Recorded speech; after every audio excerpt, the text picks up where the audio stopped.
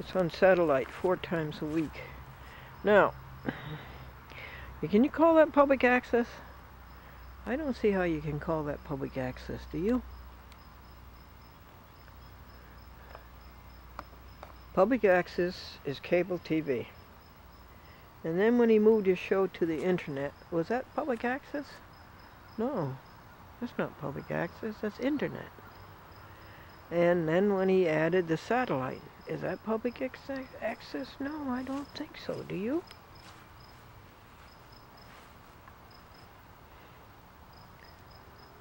But anyway, it's nice he has his model train show on satellite.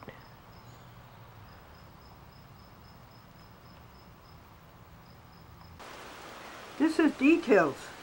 The details are way behind. How many details do you think there are behind? 50? We've done 20. This is the telephone notebook. And it's telephone notebook number 5, I guess. And all of these pages and notes were gone through and the details picked out, and all you people with your very bad diction and very bad pronunciation ordering happy books, you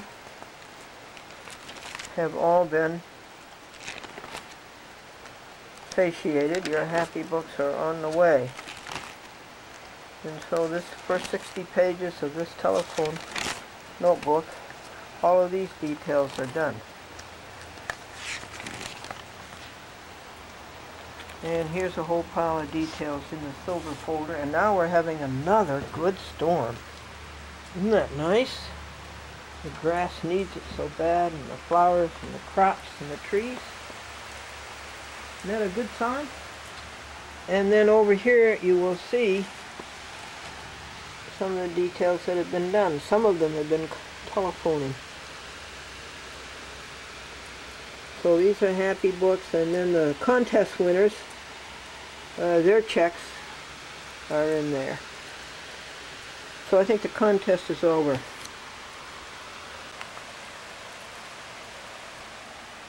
Three avocado trees.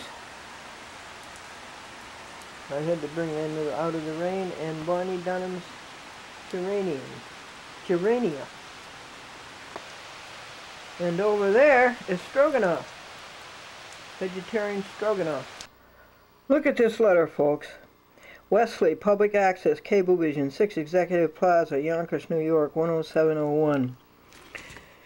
As a signer for a chat with Glendora in Yonkers, I direct that Glendora's cablecast VHS tapes be sent to her at Box 124, Ghent, New York. Label enclosed.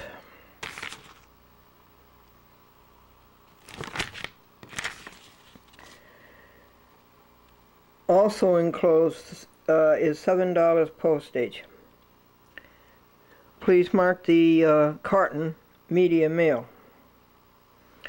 I had planned to pick up the tapes myself, but I had a car problem.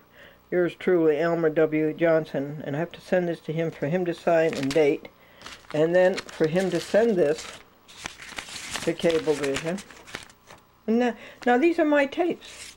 Just tell me why my tapes cannot be sent back to me. They don't belong to Cablevision. They don't belong to Elmer. They belong to me.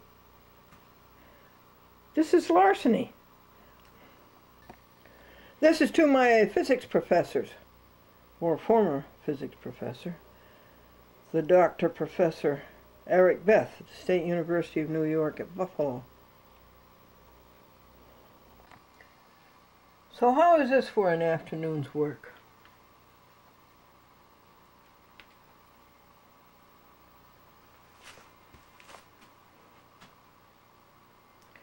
Plus, going through 2 Joy books,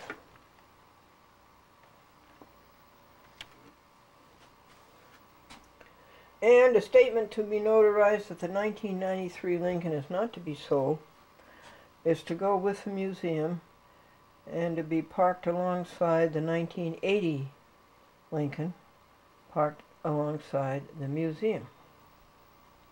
And we had 2 nice rainstorms this afternoon. Wasn't that good? And so what's left? Well, to go through these telephone books and pick out the people who asked for the happy book, and to go through these 4 joy books.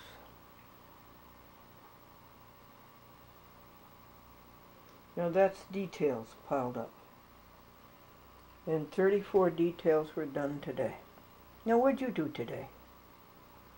Annie's, huh? Oh, she's so beautiful. She says, oh, Chrissy, I'm just loving it. Just don't go too far below my back and I won't be upset. Get my neck by my ears. Yeah. You want your legs again? There you go, .com. Is that nice?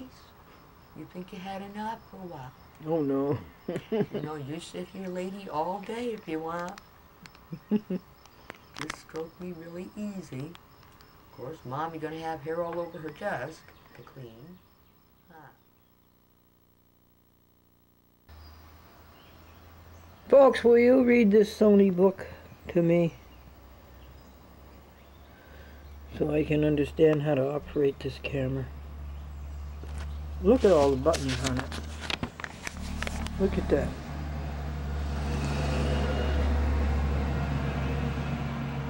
Manual set, camera set, VCR set, LCD-VF set.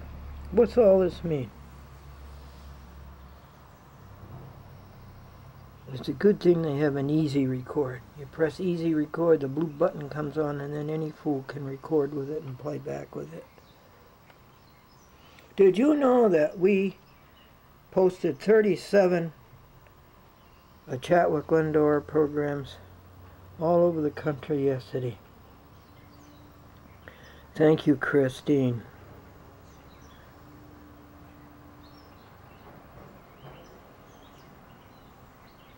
Now let's set something. Now we got page 1. We got spot focus, spot meter, display guide, exposure, menu, fader. Now this one is blank. In search. Well, you can't do that while it's recording, Glendora. Let's try exposure. Auto. We want it auto. I don't know enough to do it manually. And then it comes up page 1. Spot focus. Fader. We can do that. Let's press menu first. Tell you what's on that. Program AE. What's that? Automatic exposure. And P effect. What is that? P effect. AE auto. Spotlight, portrait, sports, beach and sky, sunset, and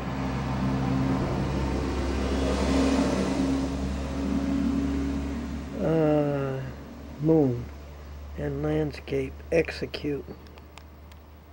P effect. Auto. Program. Then go up and down the menu here.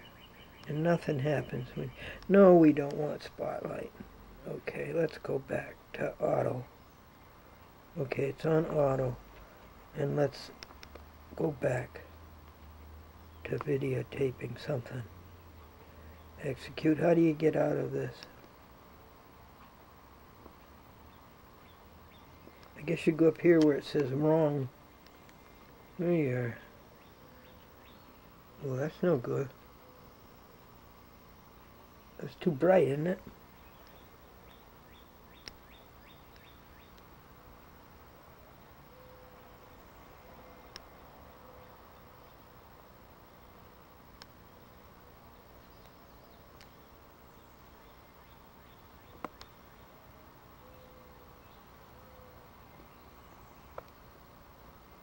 Steady shot, edit search,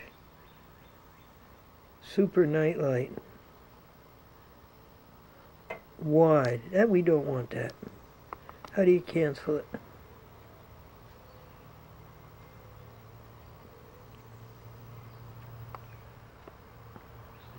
look too wide, I mean too white.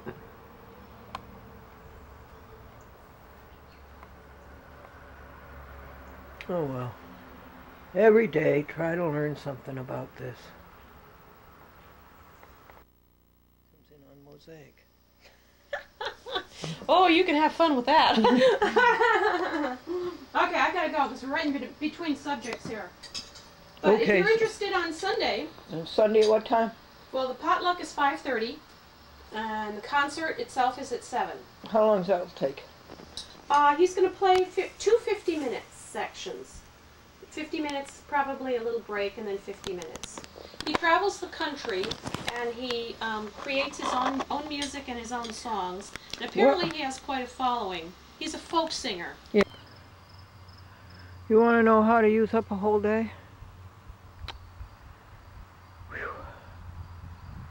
The first job was inside the driver's area, and all the dust on the dashboard on those little corners. It must have been an hour or an hour and a half. All these little corners.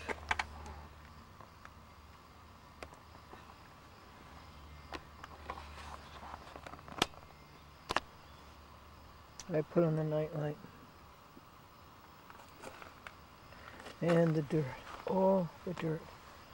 A vacuum doesn't do it. You have to take a wet cloth and scrub it out and shake the footpad there 35 times to get the dust out of it. Put Armor All on this after it was all washed.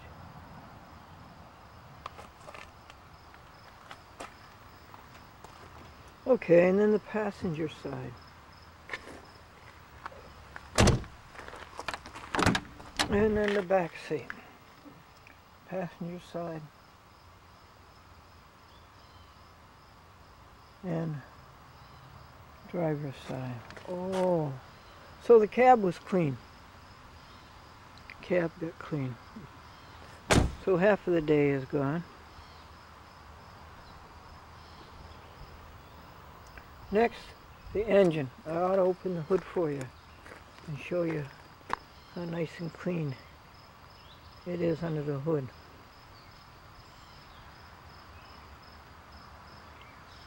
That must have taken a half an hour. Then the trunk. Take everything out of the trunk. As I say, a vacuum doesn't have to work. You have to take a wet cloth and take it out that way. Is it done then? Nope. Let's see what comes next.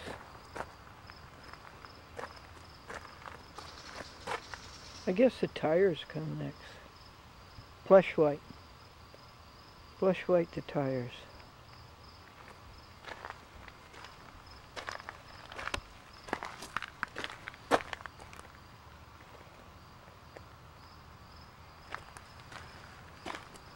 Okay.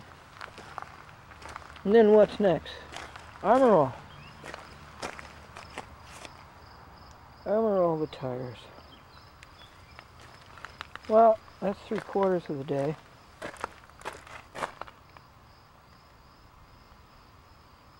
And then, what's the last thing?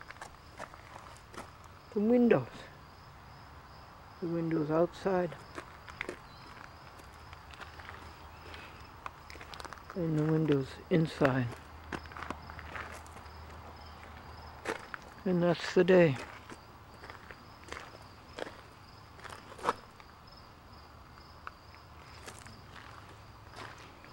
Oh, we left out. You have to wash the outside. I never use soap on a car. I never have. It puts a film on it that you can never get off. So I just use clear water. And the clear water today came from the sky. And as soon as it was through raining, just come out with a big towel and wipe it down. And that's just what my mother said was the way to do it. That's the time to wash the car, right after the rain. and it's done.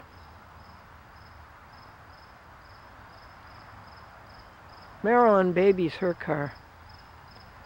Why? It won't go anywhere without a rattle. Oh.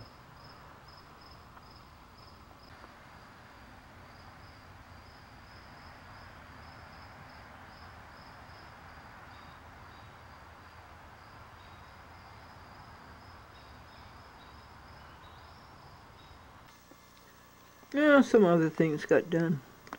Wrote a letter to John McGee. Fed the raccoon. Watered the blueberries.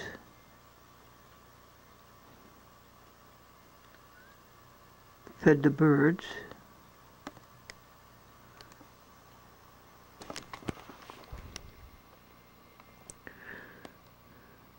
Made a Super VHS dub for Public Access Brooklyn. And also made one for DC TV and Maryland Public Access. Made a Super VHS for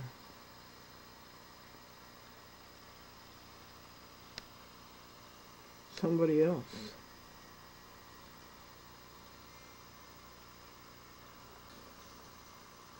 Oh yes, that dumb Queens Public Access. KP will transfer a VHS to Sony Professional DV Cam for $20, whereas Production Central in Manhattan does it for $40. So we'll try that out.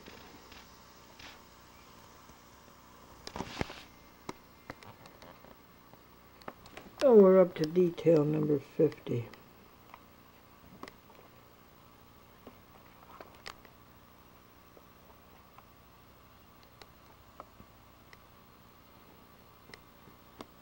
Videotaping tomorrow will take all day, right?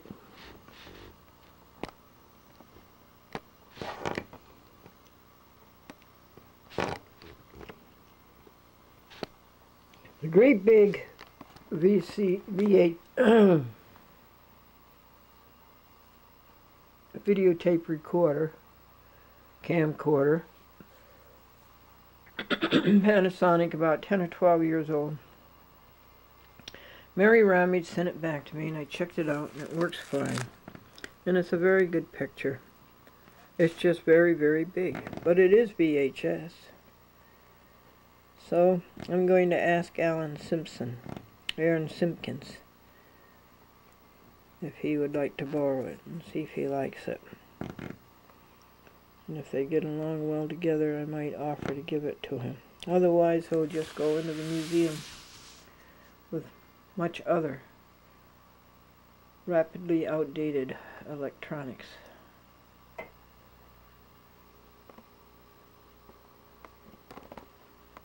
And a policeman stopped a man and said, "You don't have a taillight." And the man got out of the car shivering, shaking, crying. The policeman says, "It's not bad. You don't have to taillight." The man says, "It isn't the taillight. What happened to my wife and trailer?" Hi folks, here it is the middle of June, the very middle of June, and we've got the heaters on.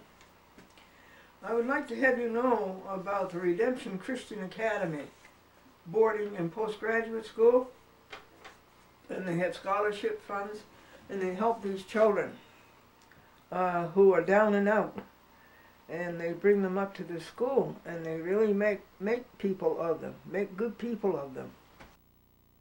This is their address, folks.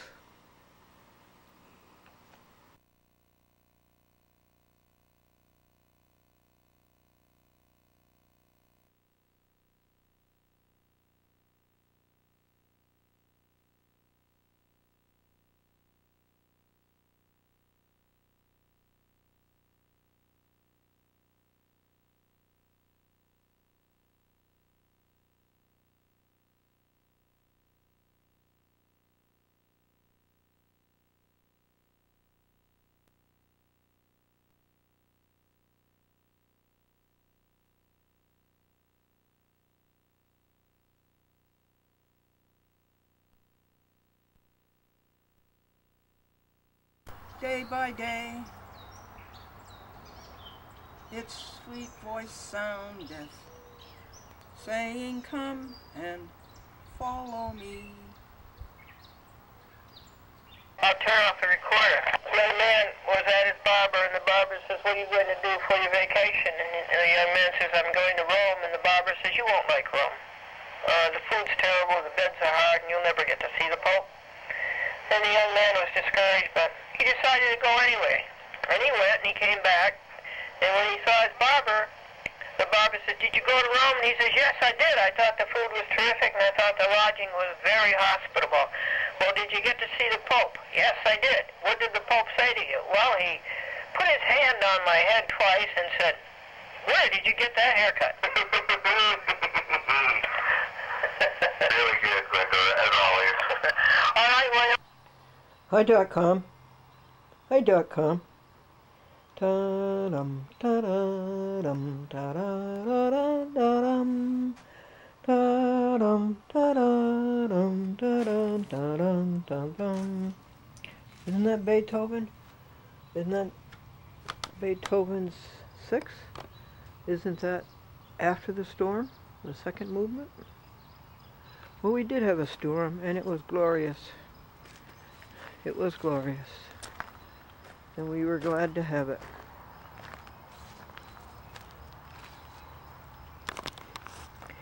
I just wanted to make an announcement to you folks that Richard Einhorn has his train show on satellite.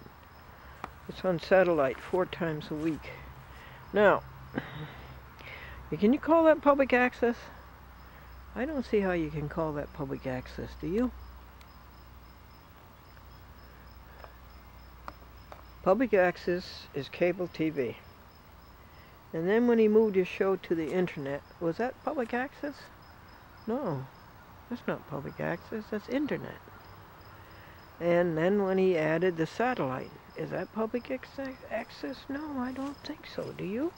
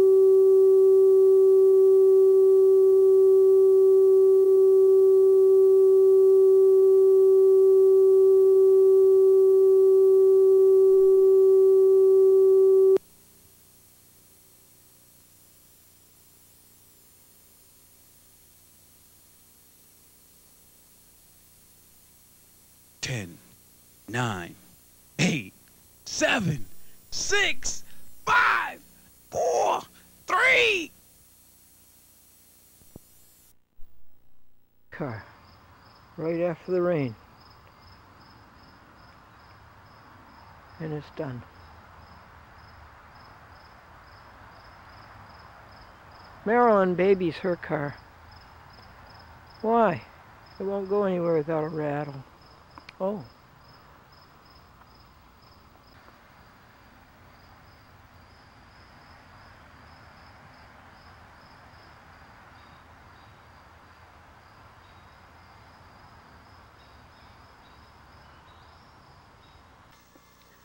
Yeah, some other things got done.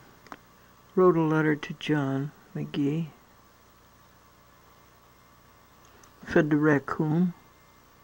Watered the blueberries.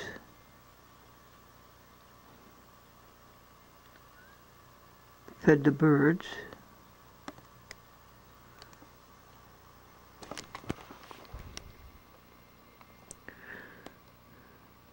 Made a Super VHS dub for Public Access Brooklyn, and also made one for DC TV and Maryland Public Access. Made a Super VHS for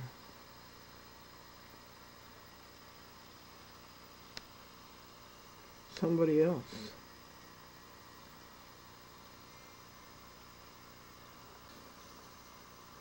Oh yes, that dumb Queens Public Access. KP will transfer a VHS to Sony Professional DV Cam for $20, whereas Production Central in Manhattan does it for $40. So we'll try that out.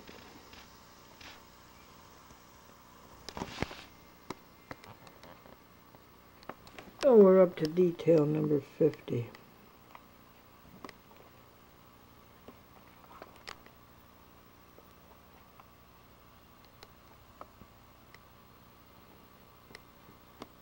Videotaping tomorrow will take all day, right?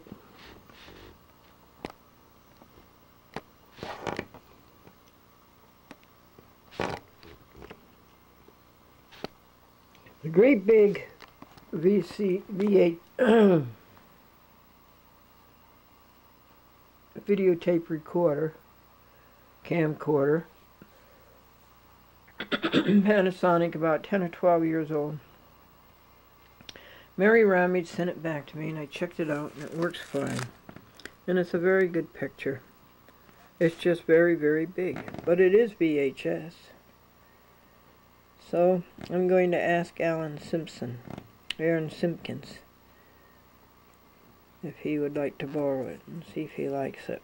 And if they get along well together, I might offer to give it to him. Otherwise, he'll just go into the museum with much other rapidly outdated electronics.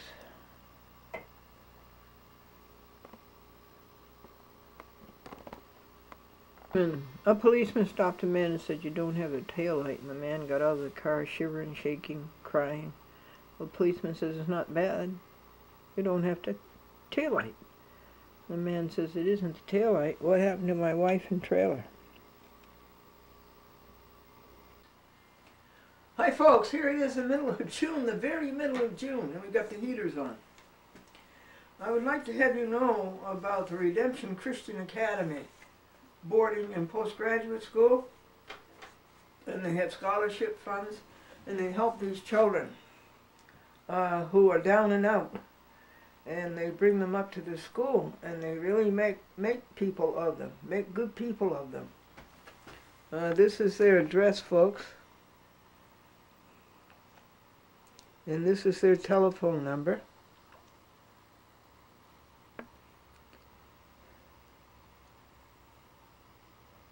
And this is their website. And I met these folks. They were out selling baked goods at Walmart. And I was really interested in what they do. I met Sandra Lurasi.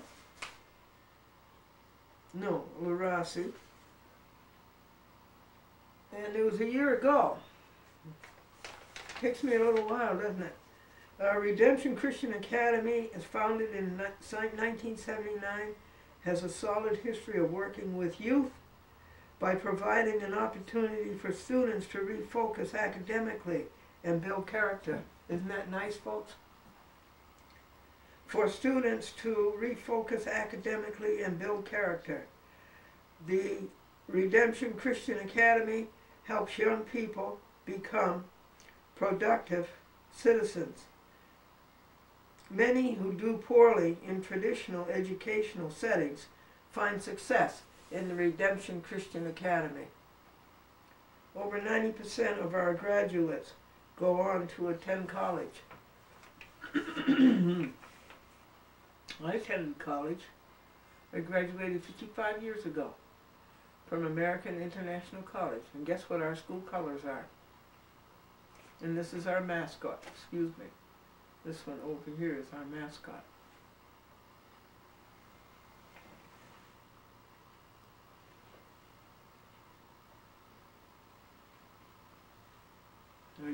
feet showing? And your little wings? And your little hands?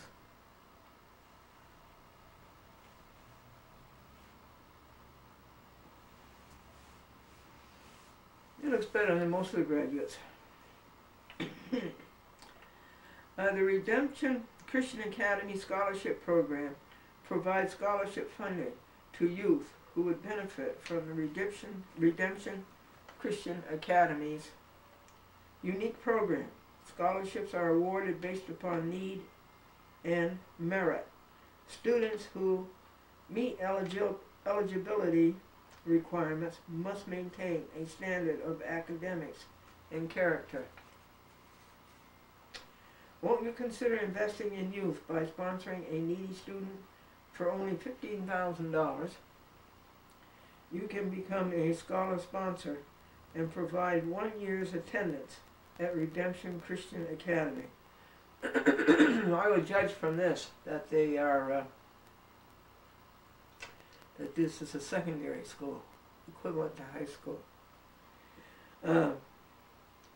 Or you may contribute any portion of that amount and be a scholar supporter. Now, here's another website, www.rca, that's not the Radio Corporation of America, which is swallowed up by General Electric, but it's Redemption Christian Academy Students.com. You make the difference in a child's life.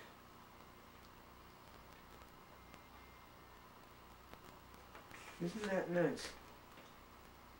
Receive $5 from Glendora, BLC, on September the 3rd, year 04. Oh, that's so nice.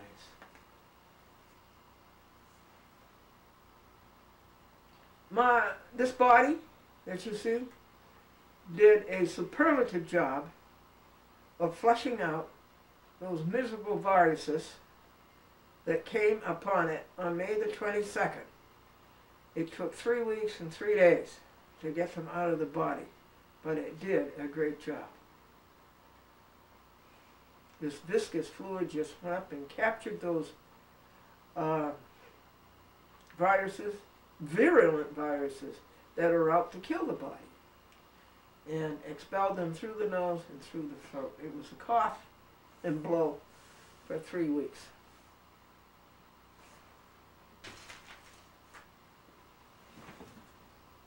See what other bulletins there are for you.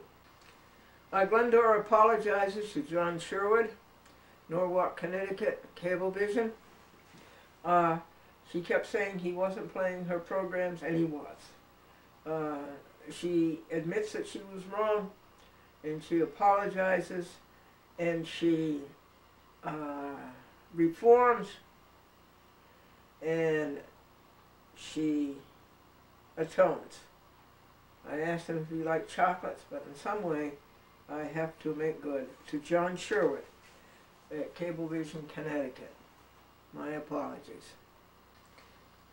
What do you call an individual who does not get angry? What do you call an individual who does not get angry? A nomad. And I said to Buchanan, stop being a nomad. Stop going to the lot across the road. You mustn't go in the road ever. Stop going to the lot to the north. Stop going to the lot to the south. Stop being a nomad. Come in here and be civilized like .com. Now you know about .com. She was rescued from the woods.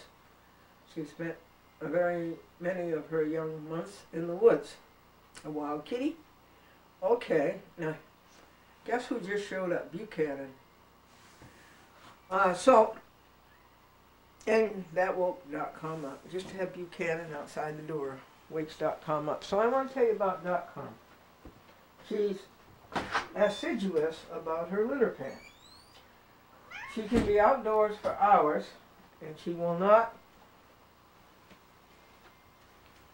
excrete or urinate outdoors. she waits to come in the house to go to her litter pen.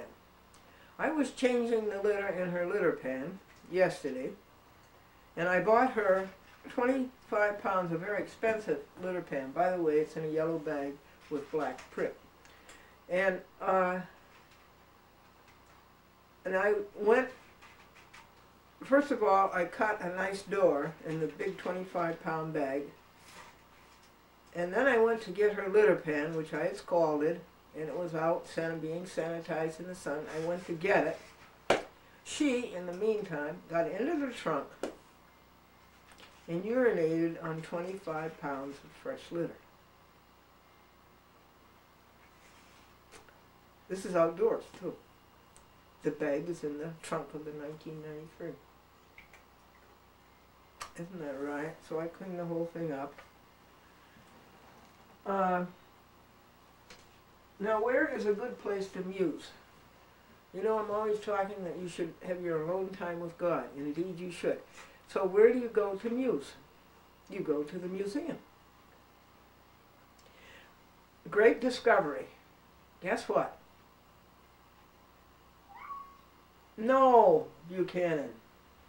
Guess what? I found some root beer jelly beans. Did you ever hear of root beer jelly beans? Come here, Black Cat. Come here. Yeah. You want more to eat. That's okay. You certainly have a good clock in your stomach. You're so black nobody can see you on the TV.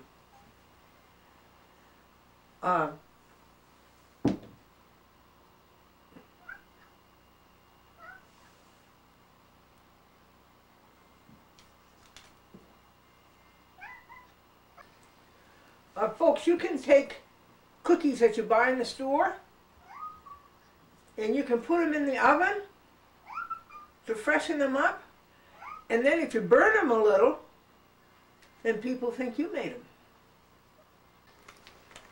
Have you seen the mini DV tapes? How little they are? I think they're about $5 a piece. I have a huge supply of them, because the Chat with Glendora has officially put into the museum the digital 8 format, and is now .com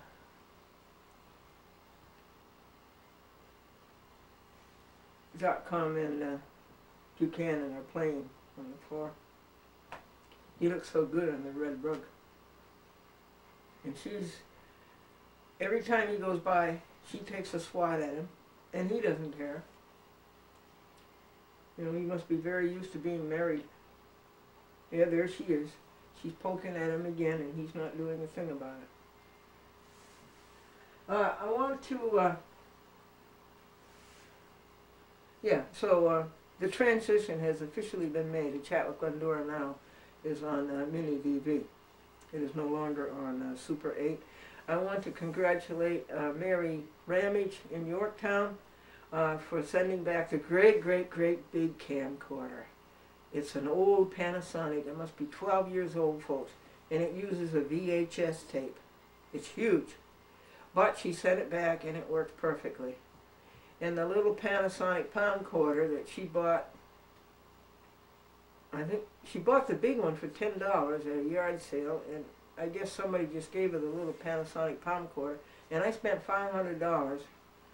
That was back in the day when I had money. You can see why I don't have money now. And I spent $500 getting these two to work for her. She can do fine with a little Panasonic camcorder, but think of it. $500 to repair two cameras. What does that tell you? Don't try to repair electronics. I have 3 or 4 boxes in the museum, folks, that consist of electronics that no longer work. I don't know what to do with them, but I don't have the heart to throw those beautiful creations into the dump. So I just put them into the boxes and, let's say, equipment that doesn't work. So my point is $500. For $400, I could have bought her this mini DV for $430 because the state is out to rob you and put the money in their pockets. Or I could have bought her a digital 8 with all of the bells and whistles for $300. So I want to pass this on to you. You know, as the father said to his son, son, you have to learn from the mistakes of others. You don't have time to make them all yourself. So don't ever make that mistake. Don't ever try to repair an electronic. About the Happy Book, the two people in Endicott, New York, coming from the Binghamton Time Warner Signal, please call me and give me your addresses and your names and telephone numbers again, because they are no longer extant. I don't know where they went. They got up and walked out of here. Two people from Endicott who wanted a Glendora Happy Book. Please call again and leave your addresses. Now, you can have a Glendora Happy Book simply by calling up 914-949-9495 and asking for it. I don't know how much longer I can do this, because guess what? It costs 60 cents to mail out one of these. They have to go first class. And it costs 83 cents to mail the plastic bound edition. And that really adds up. So I would say so far I've spent about $15 on postage. Now, here are the people who asked for them. Kenneth Minutoli at Locust Valley, New York. That's on Long Island. James Drinkwater at Bayport, New York, Long Island. And an anonymous at East Northport, New York, Long Island. And here's another Long Island one, Shirley, New York. Bilbo Anderson. Carol White at Newburgh, New York. That's from the Time Warner Middletown Signal. And Erica from Ronkonkoma, New York. Gee, look how many came from the island. Long Island. We're on the mainland. They're on an island. Now here's another one from Long Island. Holbrook, Bryant. And Emily in Melville, New York. My goodness, here's one from Manhattan, New York, 10036. Amelia, I'll get you something more to eat, since you ate up everything in the house already. And Jeff Fisher at Smithtown, New York. Here's one from Buffalo. Good for you, June Flanders, in Hamburg. And then the two in Endicott, I lost their addresses, and Chris Funk in Kinderhook, and one more.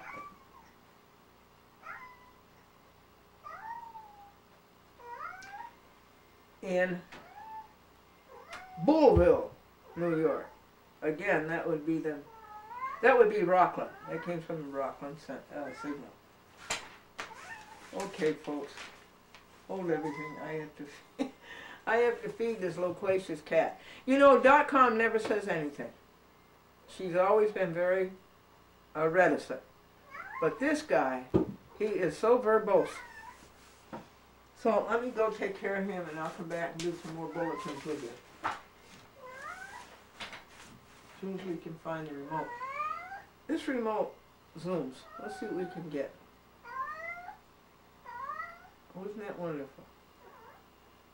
Yuck. That's too close. Now let's go out. Oh, isn't that good? What a smart machine. Yes.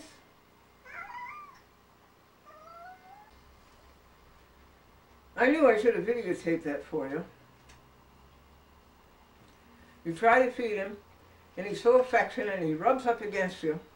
He's always rubbing up against your feet. You know, if you say, shoo kitty, he looks up at you and he says, which shoe? And then he knocks the plate out of your hand, and it goes all over the counter, it goes all over the floor. And he puts his foot in his water, in his bowl of water. All right, let me finish this up for you. Partnership Day was June the 14th, the same day as Flag Day. That was a year and a third since I became a partner with God. I want you to be a partner with God. It's wonderful.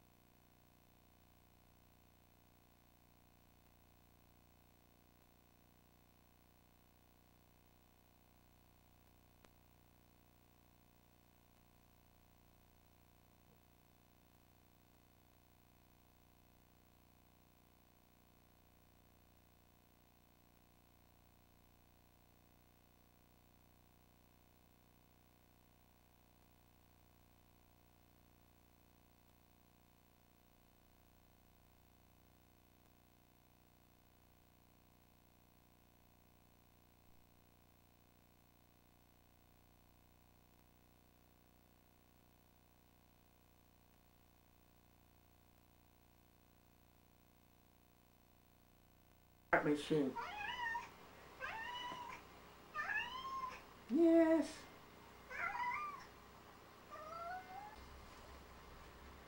I knew I should have videotaped that for you. You try to feed him, and he's so affectionate, and he rubs up against you. He's always rubbing up against your feet. You know, if you say, shoo kitty, he looks up at you and he says, which shoe? And then he knocks the plate out of your hand, and it goes all over the counter, it goes all over the floor. And he puts his foot in his water, in his bowl of water. All right, let me finish this up for you. Partnership Day was June the 14th, the same day as Flag Day. That was a year and a third since I became a partner with God. I want you to be a partner with God. It's wonderful. We mailed out 39 tapes. We wrapped 39 tapes, Christine, and myself, on Monday. We started at 11:45. We finished at 4:45, but we got them posted.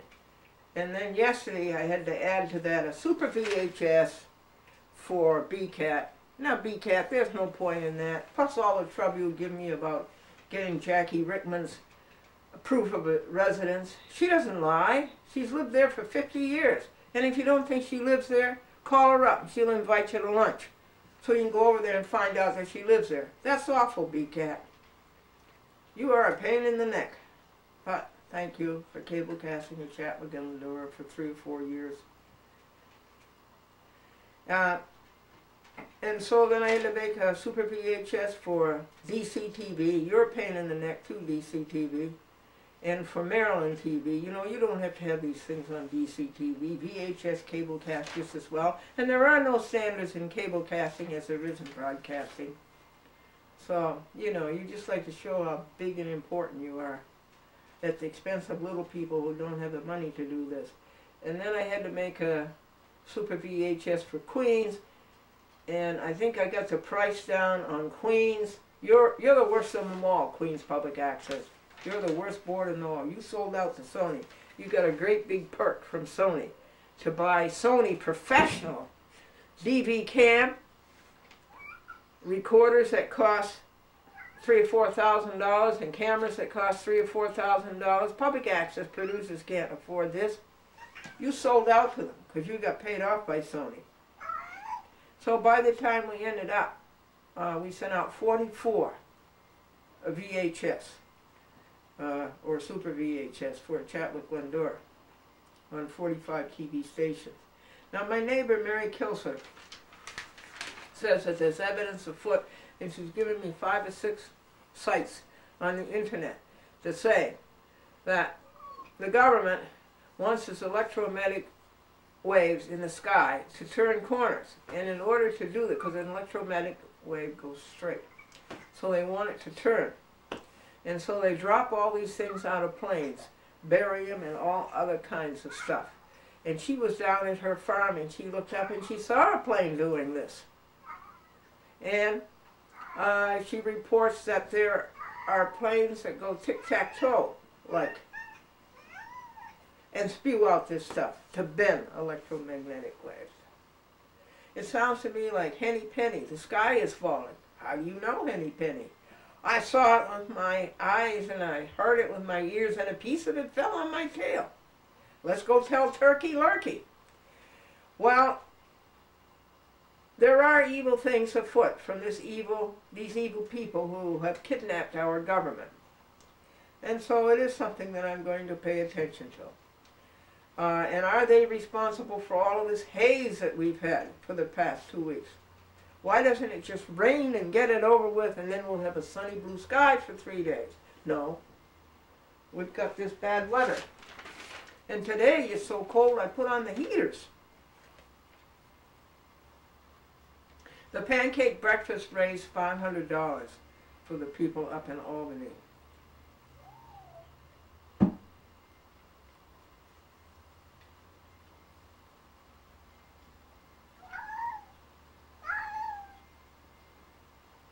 Andrew Hersman, thank you for the 4,000th show that you made. Now we're up to 4,100. And we're also replaying the 3,000th show, which came just at the end of the year 2000, starting the new millennium, and the first few days of the year 2001.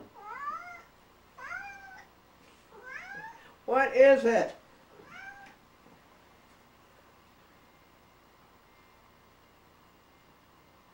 And thank you, Andrew Hersman, for the computer. AOL said something that I needed a new password. Apparently all the free hours were used up.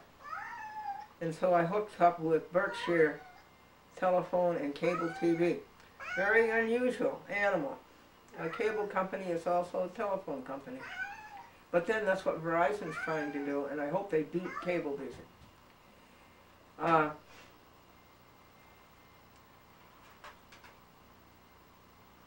The only thing that keeps him quiet is to eat. He's like your relative, isn't he? And I want to get a story for you that why in this small area do we have 2 cable companies?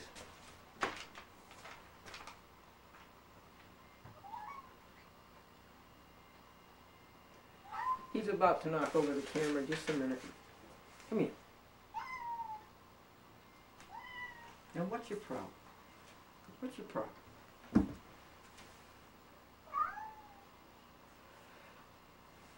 Isn't it interesting that in this area we have 2 cable companies? In every other municipality where we have lived, there is a monopoly. There's only 1 cable company. But in this area there's 2. Berkshire Cable, Berkshire Telephone and Cable, and Time Warner.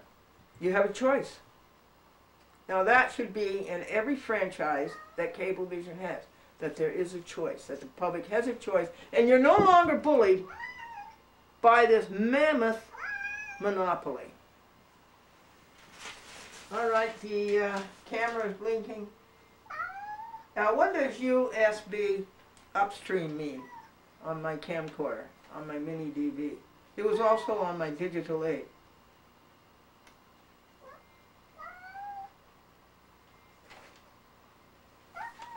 I felt so sorry for all of the people involved in the Michael Jackson trial. And I had to pray for them all. Pray for the plaintiffs, pray for Michael Jackson, pray for the judges, pray for the lawyers, pray for the jurors. Pray for them all. It's all so sad. And what do you pray for? One, that they clean themselves out inside. If there's anything nasty, dirty, or ugly, get rid of it. And be squeaky clean inside. That they find the talents that God gave them that are different from anybody else's. That they do the work that God gave them to do that nobody can do as well as they can do. And that they find the oneness of God and lead others to the oneness of God. And that they be happy, whole, and healthy, and all their present blessings continue. Don't ever ask for a new blessing without saying you want all the present blessings to continue. Are you praying? Yeah. Okay, this is Glendora, Chat with Glendora on 45 TV stations and on the internet at www.thechatwithglendora.com. There's one fella who knows how to beat $2.40 for a gallon of gas. He gets on I-90 on his way to work, he shuts off his motor, and the rest of the cars push him to work. So let me get out this loquacious cat.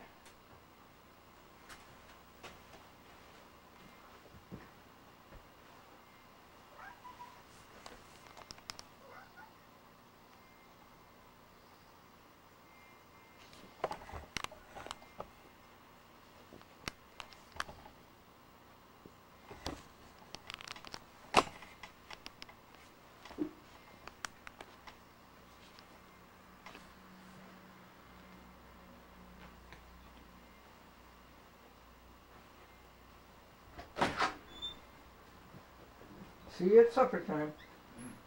What a clock he has. Breakfast, lunch, and supper time.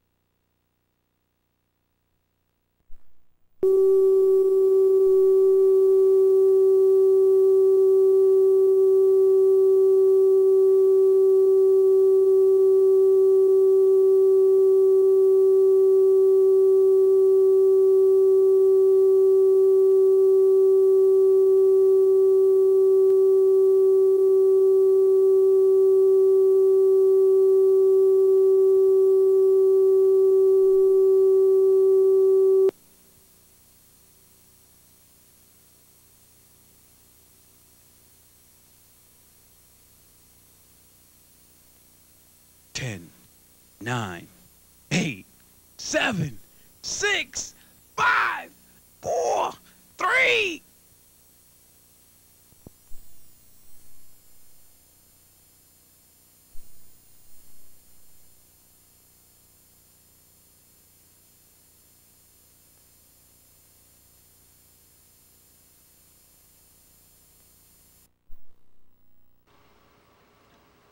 And Sony puts it in color for you. Purple, green, red.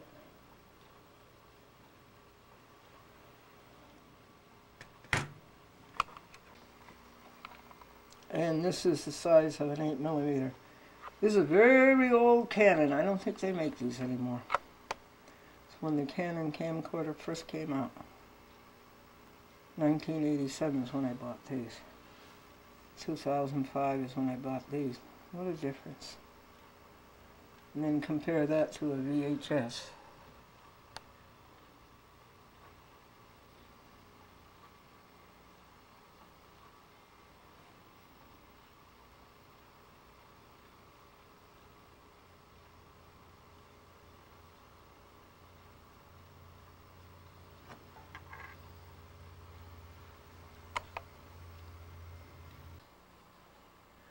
want to stop putting anything on the chat with Glendora that doesn't make you happy. In other words, let's put it the other way around, the converse. I want only those things on the chat with Glendora that make you happy. I don't know whether this makes you happy or not, but it's Bill Houston, who lives in Binghamton, New York. And he put up a great fight for public access. And I'd like to have you hear his fight for public access. Hi, Brad. What happened down at the Crooked Second Circuit? Oh, yeah. Now, do you want to tell it to me again and I'll record it and put it on TV? Okay. All right. Do you want to do that now? Sure, if you want to. All right, and I will interview you?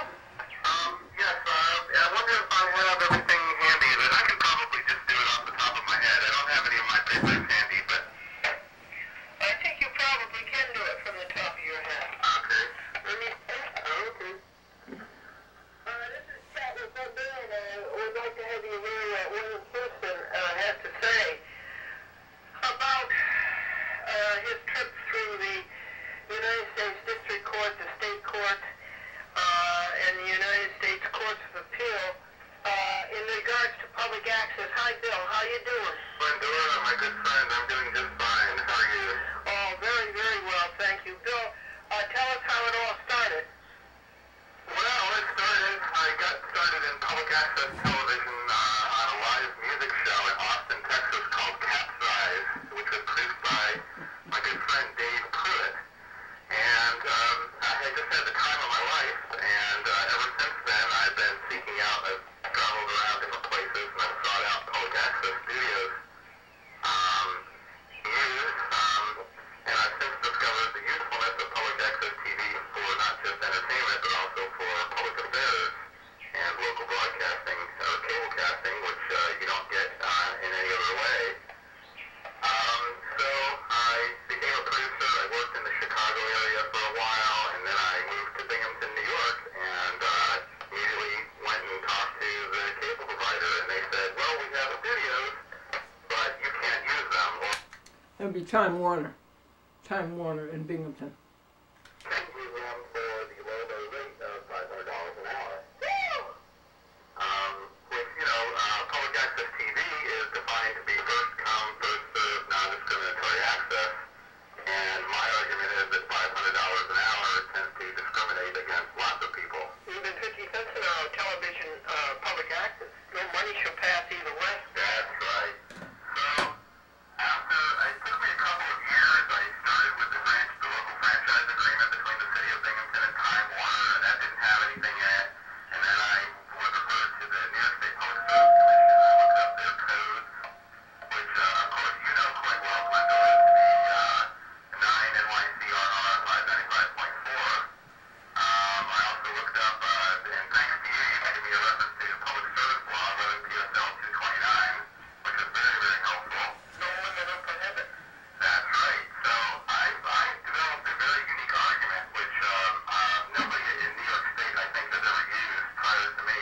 I'm not even sure if you agree with my reasoning, Glendora, but my reasoning is this, that two choices, it's best to appeal to the statutes, because the statutes were passed by the legislature. The codes are subject to variability based on the administration. They can change the codes kind of at their whim. So the statute says in New York State that there's no case. I didn't quite get that point, did you? But anyway, it's right. Deal with the statutes. They have to break a law. You can't sue them just because you don't like them. Provided will prohibit or limit any show or type of classic show presented over a public access channel. So I argue that without studio facilities, they're discriminating against shows produced by poor people. Yeah, right. And they're also discriminating against live programs. That's a unique type of class of programming, live program. Very good. Right now, Time Warner requires us to give a tape. And, that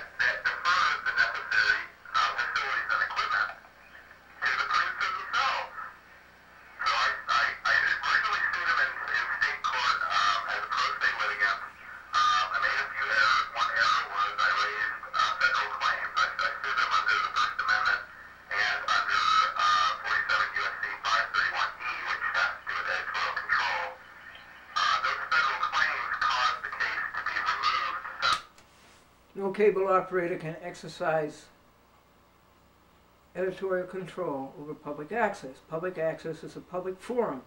Just like you can't go into the park and say to the speaker, you can't say that. Nobody can exercise editorial control over public access. It's a public forum. Like sidewalk free speech gets and deserves the utmost protection. That's the Constitution.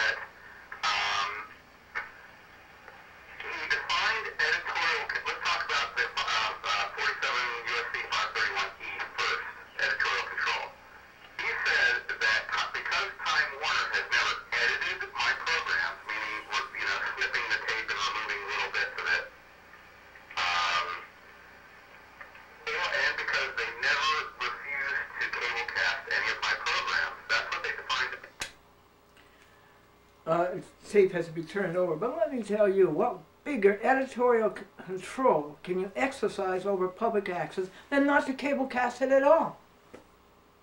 That's such a specious argument. The big editorial control is that they didn't cablecast it.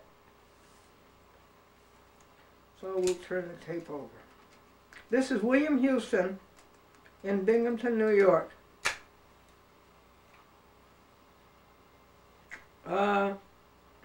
Suing public access,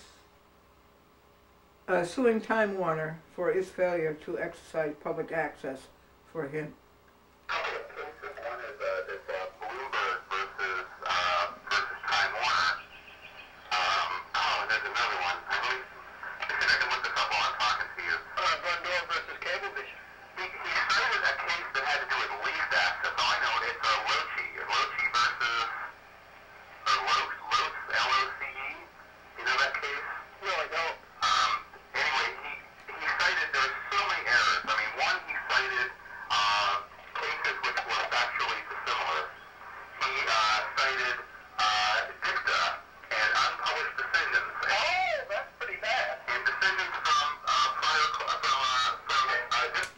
Any judge should know that. You do not cite unpublished opinions.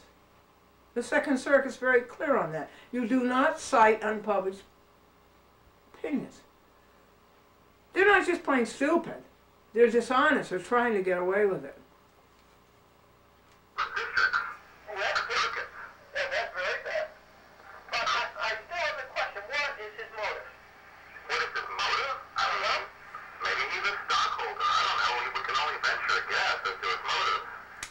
I'll tell you what his motive is. Every judge that's appointed to the bench is a judge who favors corporations over you, over little people. That's what his motive is. And we have documentary evidence on that, of how this is manipulated. No judge is considered who won't vote in favor of the corporations. That's what his motive is.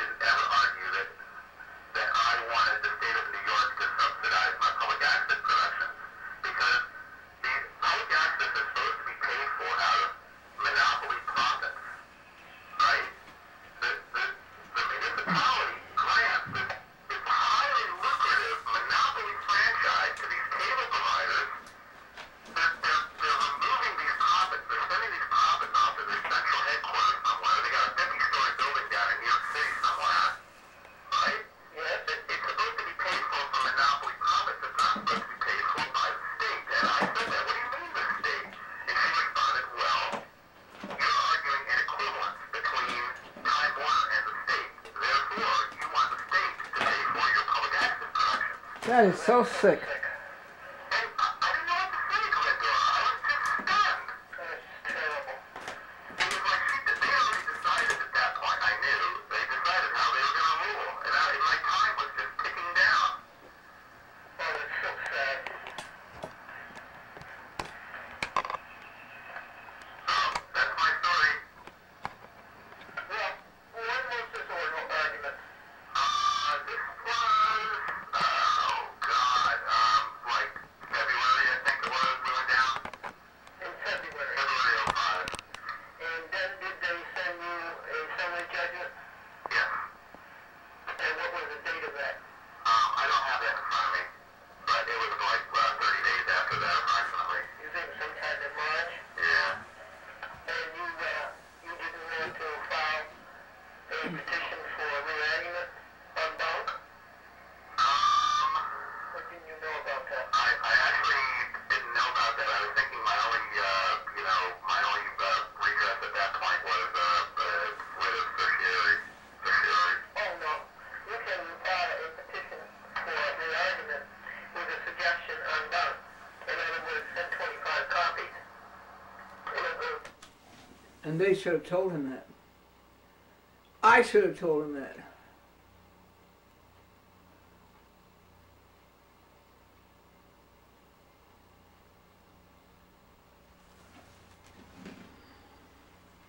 I should have stayed closer in touch with him. But again, you know, the first thing is these legal papers. The second thing is answering the in-mail that comes from the post office. That's why I will not have email, because I cannot keep up, you know, with the United States Post Office mail. I should have told him. And he has 15 days to do that, I believe, or 10 days to do it. And it could be 15 pages, and you have to send it to the whole Second Circuit, which would be 25 judges. So you have to make 25 copies. I was so exhausted from the whole thing, and I was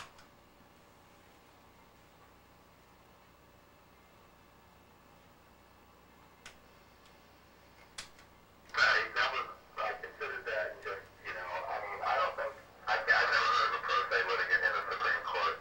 Oh, have it? No. Well, I've been in the Supreme Court about 14 times. Yeah. Now, how much did this cost you? Didn't it cost you $255 to file it? It was $255 to file, and it was probably, about the same amount for reproduction and postage fees, and, you know, I probably spent over a couple of years about $1,000 on the case. Yes. And what do you get for it? Zilch. The courts are totally depraved. You, Second Circuit, you are totally depraved. Southern District of New York, you are totally depraved. And I guess this was filed in the Central District of New York, Syracuse. What's your feeling about it? Was wasted? No, I mean, I absolutely had the time of my life, Glendora, doing the legal research. I mean, just the fact that I'm not a modern attorney, but I was able to, you know, navigate the legal system, you know, with your help, of course. Greatly appreciate all the encouragement that you've given me. You cannot give legal advice in the state of New York because of this crooked monopoly we have with lawyers. And we're going to point out to you that a lawyer doesn't have a license to practice law. A law firm doesn't have a license to do the business of law. They have no license from the state. The only thing they have is from the Bar Association, and that's not the state. A doctor has to have a license from the state. A lawyer doesn't. And we're going to explore that with you in great detail with George McDermott. It was great fun, and I learned a lot, and I lost, it was still a great learning experience. I have no regrets. No. I think you did a wonderful job, and it isn't your fault that it came out that way. It's the fault of the devil. Right. And Sotomayor is a... Spoken model? No, she's a loss for the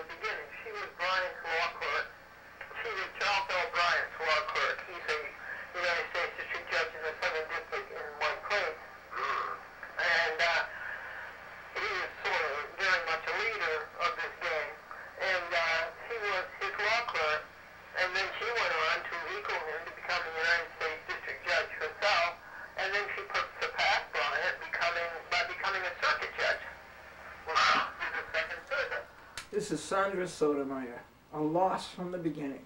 I have personal experience, and I have read through her papers on TV. You know, she is like that. She, it isn't she, of course, who came up with this question. It was a grad of a law clerk.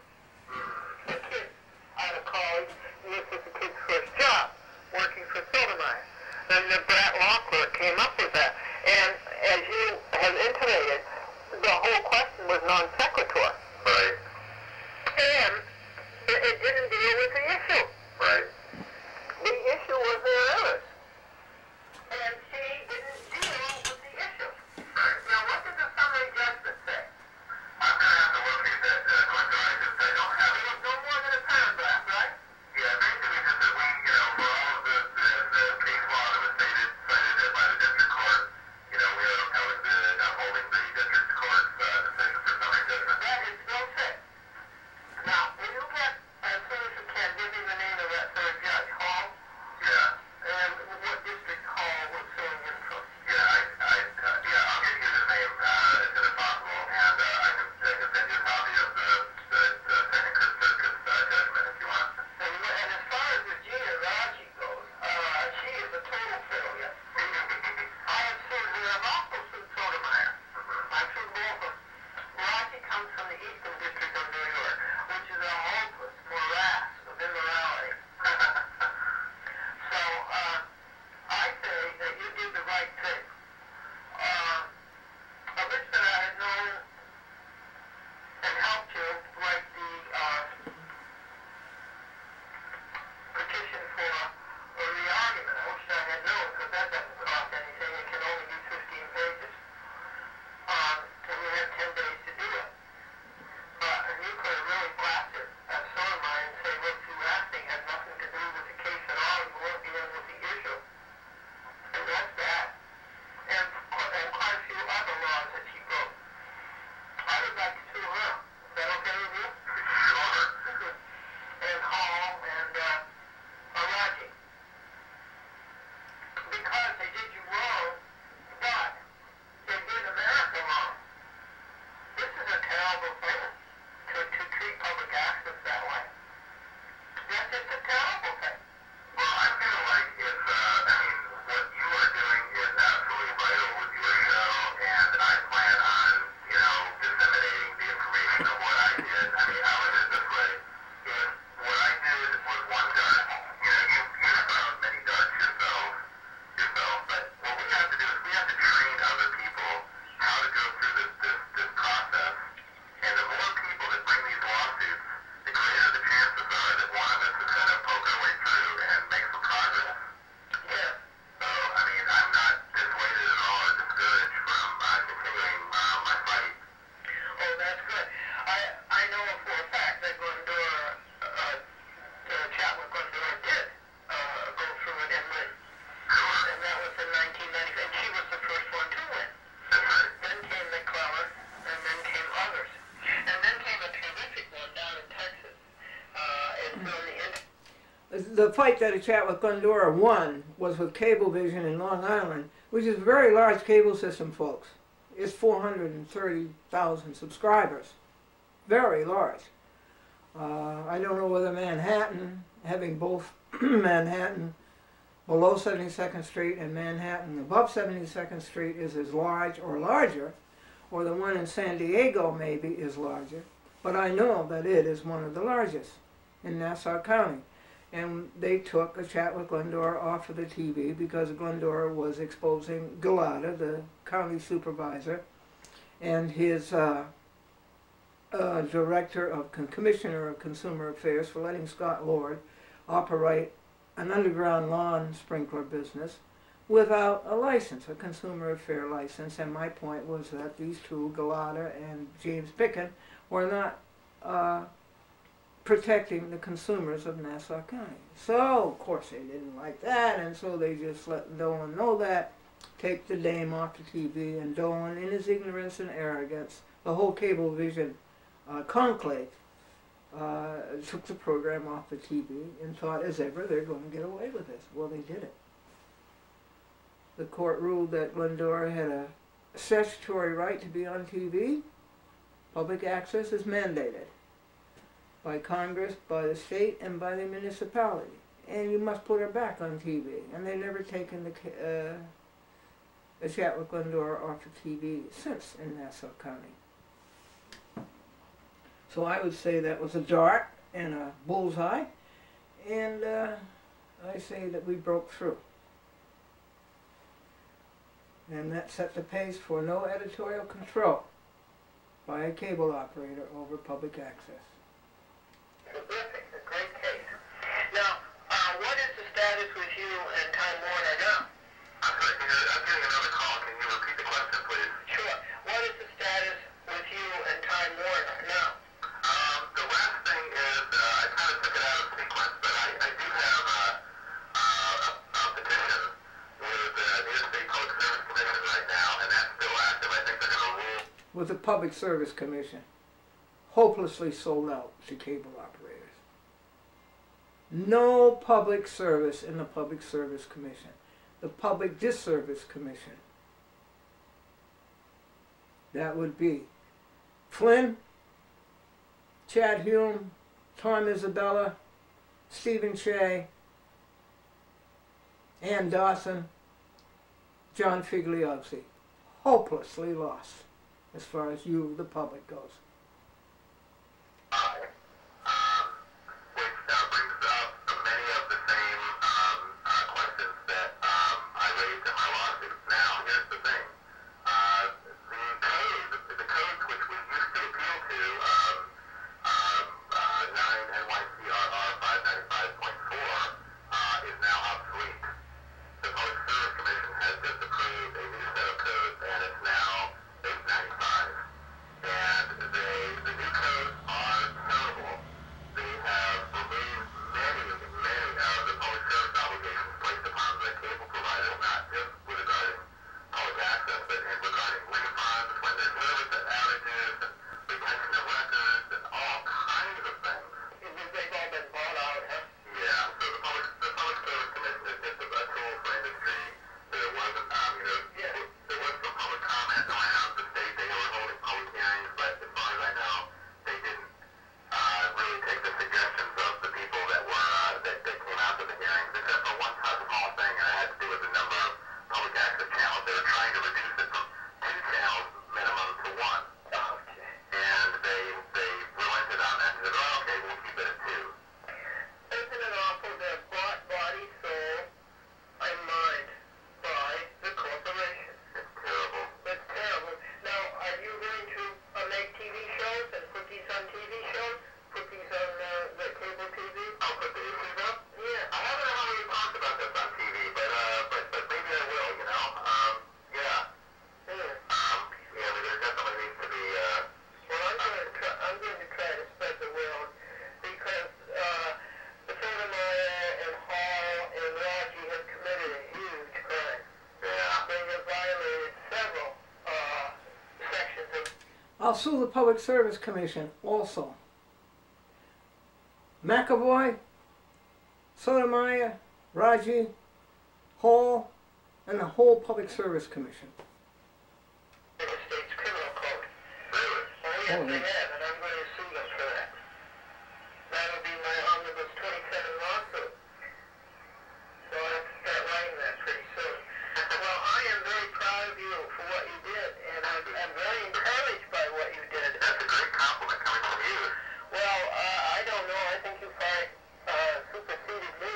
I think your tackle of the law was just about as good as anything could be. And they knew that you had them. That's why they came up with this non sequitur. They could not face your argument. Right. They couldn't. They couldn't do it. They couldn't face you eyeball to eyeball. Right, folks? He had them. He had them. And they couldn't find an answer for him. The debate was being won by Bill Houston. Public access was winning. And they had no answer. So that's why they bent the electromagnetic wave and came up with a non sequitur. The courts are utterly and hopelessly depraved, just like the Public Service Commission.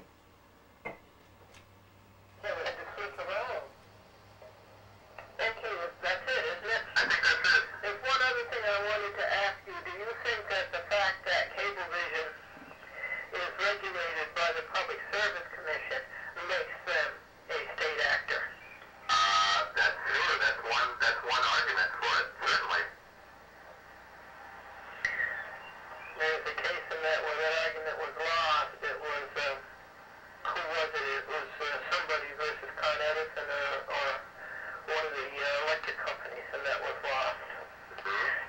But that was a little while ago, so things might have changed. I just think that, articles of incorporation, a certificate of incorporation, every time you create a corporation, you have to file papers with the Secretary of State. The Secretary of State puts a big stamp on it, then the corporation becomes real. Yeah. The state, just like, God breathed life into the clay to become the first human life, the state breathes life into the corporations. How can that not be a state actor? Yeah. They're created, the state is created by the people in order to serve the public interest.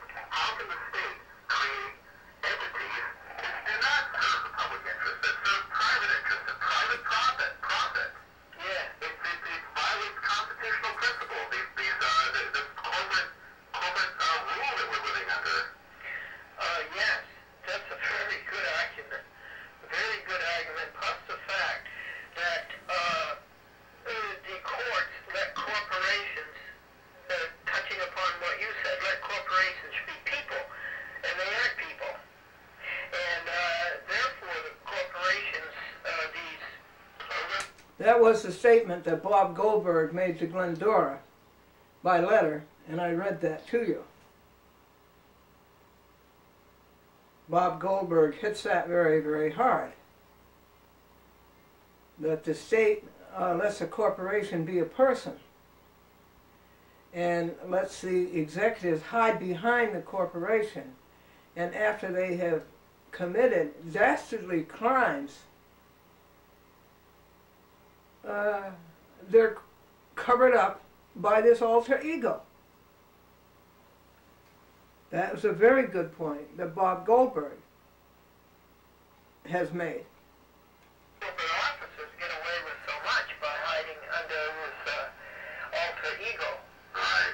And what you said is so under the mark, and Bob Goldberg just wrote me a letter on that, and he stated it so well. What's wrong with the whole country is that the corporations, the people in the corporations are allowed to get by this. Right. And so your argument of there being state actors is very important. Now, I'll turn off the recorder. A young man was at his barber, and the barber said, what are you going to do for your vacation? And he said, A young man was at his barber, and his barber asked him, what are you going to do for your vacation this year? And the young man said, I'm going to Rome. I'm going to Rome, and the barber said, you won't like Rome. The food's terrible, the beds are hard, and you'll never get to see the Pope. And the young man was discouraged, but he decided to go anyway. And he went, and he came back, and when he saw his barber, the barber said, did you go to Rome? And he says, yes, I did. I thought the food was terrific, and I thought the lodging was very hospitable. Well, did you get to see the Pope? Yes, I did. What did the Pope say to you? Well, he put his hand on my head twice and said, really, did you get that haircut? Very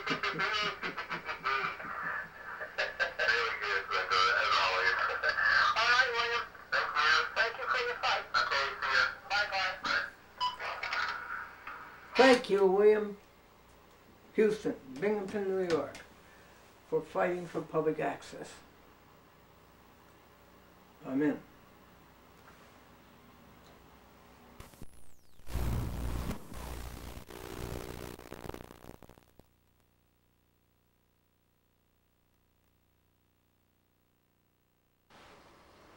This is a special to public access in our nation's capital, in the District of Columbia.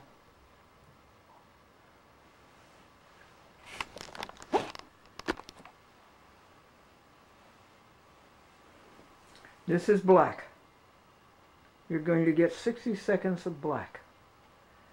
This is on Mini DV. This is a chat with Glendora, interviewing George Edward McDermott, great American hero in the Washington, D.C. area.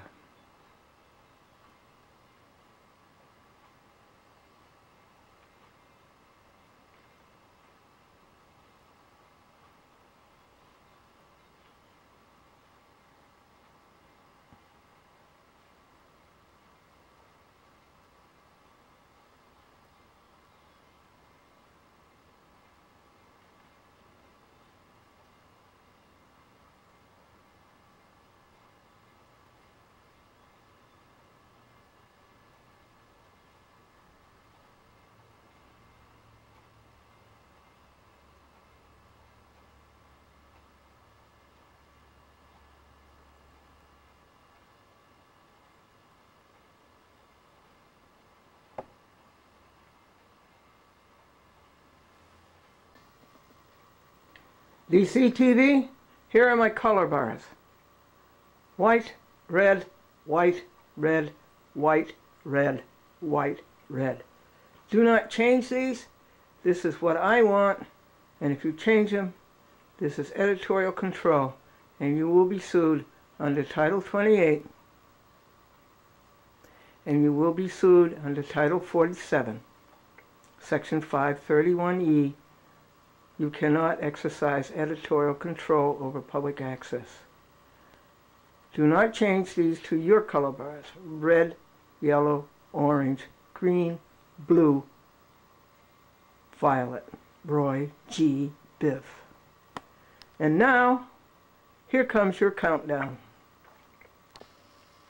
10, 9, 8, 7, 6, 5, 4, 3, 2. Good morning, good afternoon, good evening to all of you people in the District of Columbia who are smart enough to watch public access. This is a chat with Glendora, and I am Glendora.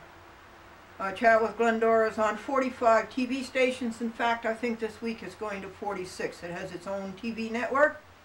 And a chat with Glendora is on the other network, the internet, at www.achatwithglendora.com. Now folks, I have here a resident of the District of Columbia area, Mr. George Edward McDermott. And good afternoon, Mr. McDermott. How are you? I'm doing fine, Glendora. How are you doing today? I'm actually from Maryland. Well, you're in the D.C. area? I'm in the D.C. I live right on the D.C. border in the Prince George's County, Maryland. Nobody will hold that against you. Oh, I'm sure they, I hope they don't. But today, folks, Mr. McDermott is in Detroit, Michigan. Mr. McDermott, I want to address with you the issue of the nature of lawyer craft, and are they ever crafty, in America. Mr. McDermott, as per the United States Supreme Court, the practice of law cannot be licensed by any state. Were you aware of that? Not in the slightest bit, no. No. I figured they were licensed. They should have absolutely a license to kill, because the misapplication of the law, or the fact that a lawyer does not do his best can cause the theft of persons, rightful citizens' property, and the death of defendants by the government. So they should have a license. They should be licensed as a deadly weapon, in my opinion. And they are not, is that right, Mr. McDermott? From what I understand, they are not. No, they are not. I can tell you that unequivocally. Lawyers, a doctor has to have a license, a veterinarian has to have a license, a dentist has to have a license from the state, but the lawyer does not. A hospital vendor has to have a license. Okay. And so they do not have a license from the state, and all these other professionals have to have. Now, Mr. McDermott, the practice of law is an occupation of common right, and the certificate from the state Supreme Court only authorizes a lawyer to practice law in courts, and that's in quotes, folks, as a member of the state judicial branch of government, can only represent wards of the court, infants, persons, or unsound mind. And folks, if you hire a lawyer, you are admitting that you are a ward of the court, that you are of some unsound mind, or that you are an infant. Did you know that, Mr. McDermott? No, I did not. That's a shock to me. And I consider myself pretty knowledgeable on lawyers. Yes, after your experience for 10 years. Now, Mr. 20 years. 20 years. Yeah. All right, double 10. Make it a score instead of a decade. Mr. McDermott, the state bar card is not a license. Do you care to... No, the state bar card just is an acknowledgement that they have met certain criteria set forth by the Bar Association, which purportedly oversees them, and trains them that they're acting in accordance with acceptable standards. Good for you, George McDermott. Go to the head of the class. That is exactly right. A bar card is not a license. Okay? It's just what George said it is. The bar is a professional association, folks, like the Actors Union, the Painters Union, the Electricians Union, and no other association, even doctors. Actually, I have to correct you on that. I sued the American Bar Association Justice Department in 1998, the case behind Thomas Penfield Jackson Microsoft. And the American Bar Association, first defense was the American Bar Association is a non-profit. It has no jurisdiction, control, or oversight over any of its officers, agents, members, associates, affiliates, assigns, or it can't be sued for any reason. That's good, and I would take that. However, it does not mutually exclude my statement that it's nothing. That it is nothing but. Wait a second. It is nothing but a trade union. It is nothing but a trade union. Yes, it may be non-profit, but it is nothing more than a trade union. That's it. You said it. But they claiming to be non-profit. Trade unions can't claim to be non-profit. And they issue their own licenses, and all, and it is non-governmental, it is private, it's a private association. So all of this stuff, George, going on in the courts is being done by a non-governmental, private organization. Right. Isn't that outrageous, folks? Aren't you appalled? I'll be honest with you, I agree with you 100% on that one. Aren't you appalled, people? Aren't you appalled? George, would you say that the citizens of the states of America have been snickered for many years? Absolutely. You know, the reason they set it up like that is because they don't want to be subject to the jurisdiction and oversight that normal people would be subject to. They also don't want to be subject to the taxes that all other registered businesses have to pay in order to do business within a state, county, or community or township. Excellent. Now, Mr. McDermott, this next thing that I'm going to read you, and you folks too, watching DCTV, public access in the district and colony, listen to this. The state bar is an unconstitutional monopoly, B, an illegal and criminal enterprise, violates Article 2, Section 1, Separation of Powers Clause of the Constitution. There is no power or authority for joining of legislative, judicial, or executive within a state as the bar is attempting. The bar members have invaded all branches of government and are attempting to control de jure government as agents of a foreign entity. It is, quote, "It is quite simple to see that a great fraud and conspiracy has been perpetrated on you folks, the people of America. The American Bar is an offshoot from London Lawyers Guild." They're honest enough to call it a guild in London. "And was established by people with invasive monopolistic goals in mind. In 1909, they incorporated this traitorous group in the state of Illinois and had the state legislature, which was under the control of lawyers, pass an unconstitutional law that only members of this powerful union of lawyers called the ABA, American Bar Association, could practice law and hold all the key positions in law enforcement and the making of laws. And at that time, Illinois became an outlaw state, and for all practical purposes, they seceded from the United States of America. The floor is yours, Mr. McDermott. Well, I couldn't agree with you any more than what you said. 108 lawyers got together to form the ABA, and ever since then they have excluded, they've nullified the constitutional rights of all citizens to go forth and represent themselves in courts of law in this nation. They control all the legislative bodies of all your counties, towns, states, and the U.S. Congress is basically 90% lawyers at all times. So they're never going to enact anything that will diminish that power or authority. And when citizens stand up to, like Elena Sassower, to try to object to the appointment of a lawyer who succeeds to be a corrupt judge who they want to appoint to be a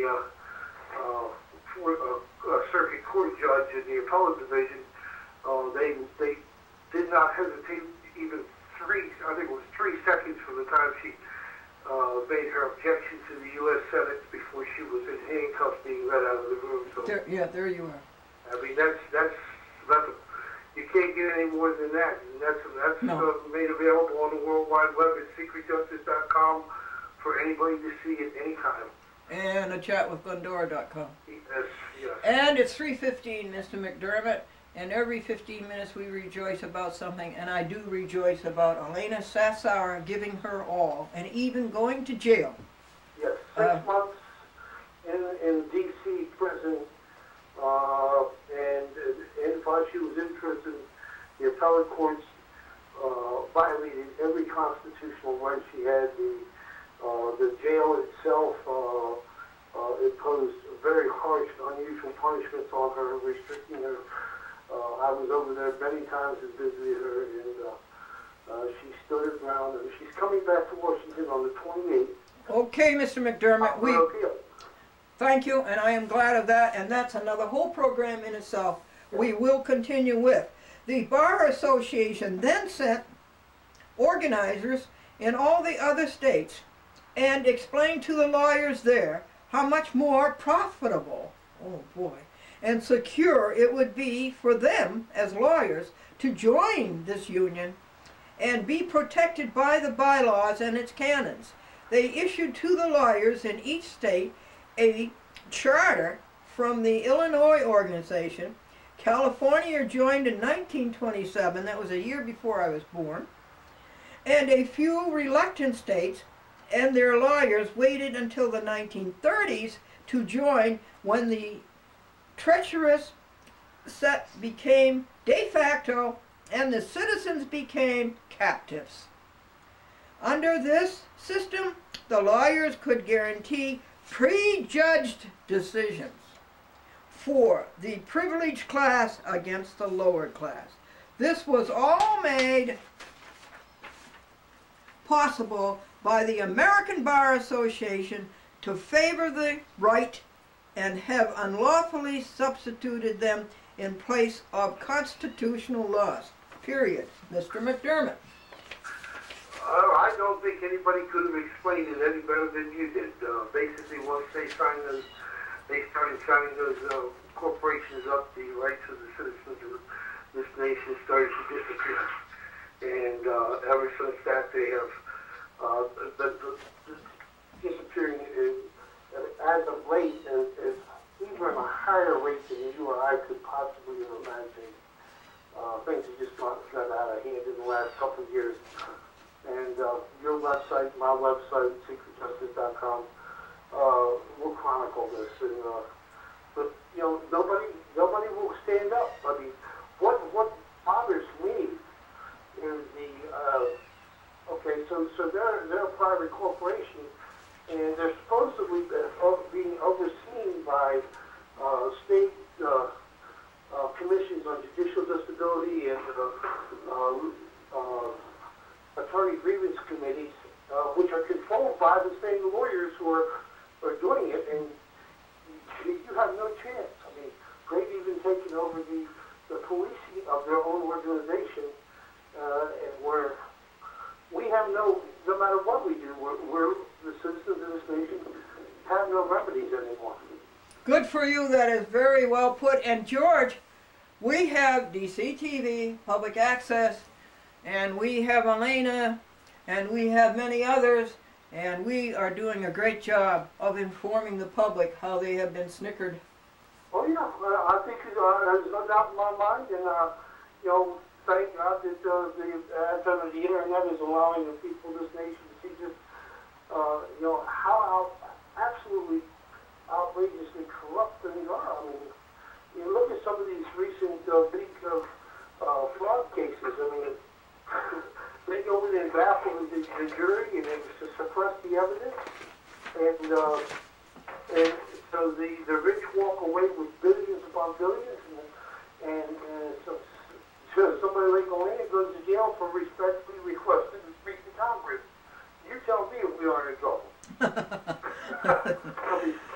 Listen to this, friends. Hearken, hearken.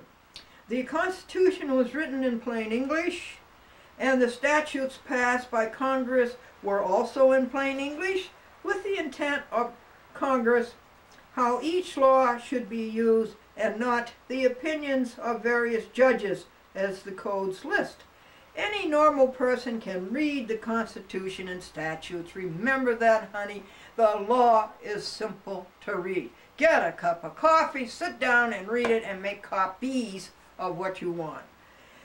Constitution and statutes, and understand them without any trouble. The public in California was shocked to learn that the state government has no control or jurisdiction over the Bar Association of the members. The state does not accredit the law schools or hold bar examinations. They do not issue state licenses to lawyers. The Bar Association accredits all the law schools, holds their private examinations, and selects the students they will accept in their organization, and issues them so-called license, but keeps the fees for themselves. Oh yeah, and on top of that, what's even worse is when they come up to us, when we are lucky enough in our lifetime to get a lawyer who would like to stand up for the rights and liberties of the masses and the underprivileged, they will step right in and drum up some phony charge at disbar. Oh yeah. In case out in cold. So, absolutely, absolutely. And, you know, so we've both been through this. I mean, you know, they're so ashamed of themselves now they won't even sign their own orders. I mean, judges in the appellate courts, you can't get a signed order. You get a rubber stamp. Well, that's no good. That's unconstitutional. It's not an order until it is signed. So you don't have an order there. You have a nullity is what you have. George. Yes, George. The bar is the only one that can punish or disbar a lawyer. Did you know that? The state has no control over it, folks. They also select various other offices in the state. Only the Bar Association or their designated committees can remove any of these lawyers from public office. Boy, oh boy, George. Well, you know, what's worse than that? What's worse than that is part of the reason that they don't want to be registered is because, you know, right now we're having a huge number of, we have lawyers who are being disbarred, allegedly on paper. You see the announcement in legal times, and yeah, it's for robbing and stealing from this client, and he's getting this, and then or he's getting a 3-month suspension for stealing $30 million for his client's fund. But he admits to the stealing. He gets disbarred, but nobody will prosecute him because we can't make an example out of this guy because we might get caught with our hands in the till. Only the Bar Association or their designated committee can remove any of these lawyers from public office. The state legislature will not change the system, folks, and I think it's about time you got after your state legislature, as they are also a designated committee of the bar. Well, can I ask you a question? Okay, you said it over and over that only the bar can dismiss or discipline attorneys, right? Yes. But how comes the taxpayers, especially in my state, the state of Maryland. We have a judicial discipline and disability commission. Okay, it's well funded. I mean, it's got $1 million budgets, and we have a bar association, state bar association, the